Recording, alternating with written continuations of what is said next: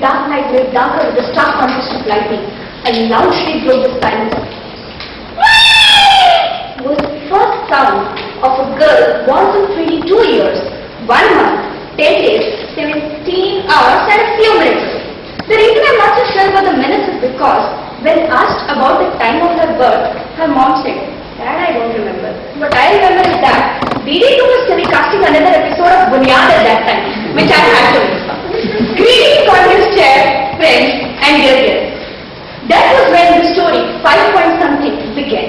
The newborn was a cute little weirdo, or so her dad said. She was doing fine until somatotropic and DNA stopped working in her favor some 12 years later. That was when she realized that being in the school basketball team requires more than just talent. That being the first one in the assembly line is not so pleasant anymore. And the third was written on the blackboard, "Please be fun." Let's hop down the timeline a little. Her first public exam. She is going to the exam center and the guard says, "Junior school exam times are 8 to 11. You are requested to come in the time." A little later, she is in college. All her friends commute by metro. She wants to give it a try. One of the daily commuters says, "Oh yeah, good idea. You'll save a lot of money. Kids below 3 feet don't need to pay." Exasperated, she tries to learn how to ride a bike. She is sitting on the bike and then it strikes her. My feet don't reach the ground.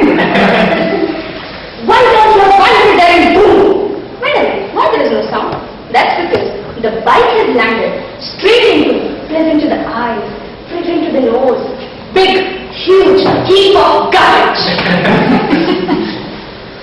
Now, she cannot take a metro, she cannot ride a bike, so she goes and deviates herself in a game. Decide what she chooses. Not carom, not badminton. Give a guess. Basketball. Yes, you're right. The first great feat, jumped up a coach, height of something I must say, comes and says, "Why don't you try throwball, She is feeling so nice that she decides to practice. Practices a lot. Finally gets to captain her basketball team. Just for a day, and that day her team gets a walkover. So, now, 4 years of engineering done, her first day job. She is coming with a friend. Security guard again, to the friend. "Ma'am, your sister is not allowed without a visitor pass." I can't are a savior in such case, I'm telling you. So happy with all of this, she goes out with a group of friends. Now, she's wearing a smart black top, not like this. The clothes don't fit her anymore. And a skin fit tight jeans. She's looking smart, or so she thinks. The jeans is folded a little bit like this to fit. Alteration can be a little expensive at times. So, one of the friends in the group notices it and says, "Am I wrong? Did Capri got the fashion? Or are the 5 coats the new in thing?" Okay, she's had enough. She goes out to the swimming pool. A young guy is there in the pool who seems to be sunbathing instead of swimming because he hasn't moved a single inch ever since the time she's been there. She's staring at her. Remember the smart top, the jeans, she's looking hot. So, the guy staring finally comes up to her and says, "Which class?"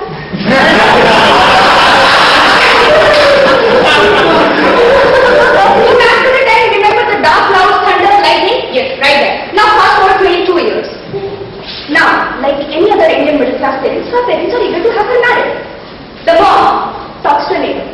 "Mrs. Chadha, look for a good guy for my chutney." Her son comes. Says, "Are you kidding me? Do you think anybody would like to be taken in for child marriage from me?" "Oh wait, actually I think he can give a second thought. She's a pretty good handler, you see."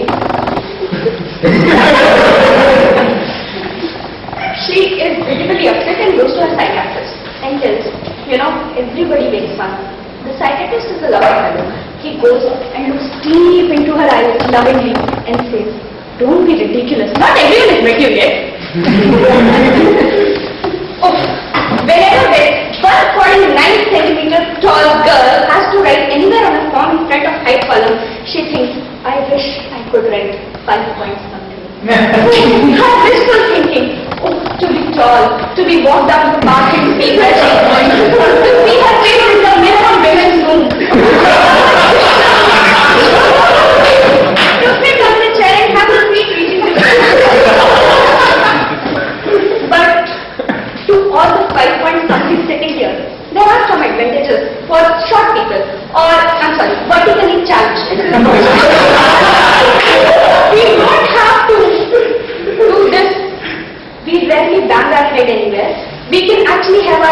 dead eye and talk like this to people.